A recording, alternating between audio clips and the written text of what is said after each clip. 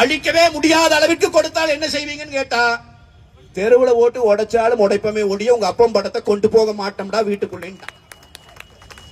புரிஞ்சு போச்சு. 3000 கொடுத்தது மக்களுக்கு உண்மை தெரிஞ்சு போச்சு. அரசு ஊழியருக்கு சொன்னது அரசு ஊழியர்களுக்கு உண்மை தெரிந்து போய்விட்டது. லேப்டாப் கொடுத்தது மாணவர்களுக்கு உண்மை தெரிந்து போய்விட்டது.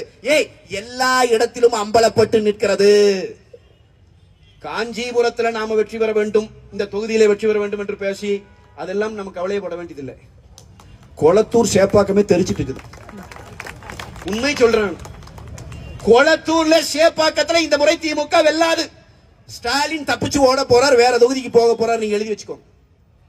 இப்ப நம்ம பேசிட்டோம்ங்கிறதுக்காக வேணா வீம்புக்கு வேட்டையாடுறதுக்கு மறுபடியும் நிக்கலாம், நின்றால் தோற்பார். எனவே காஞ்சிபுரம் எல்லாம் ஒன்றும் நீங்கள் கவலை கொள்ள வேண்டிய அவசியமே இல்லை.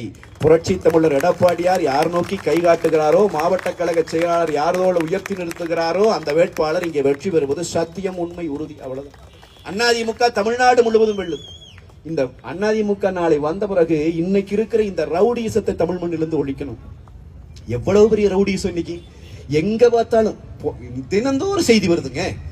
ஈரோட்ல இந்த நாம் தமிழர் கட்சின்னு ஒரு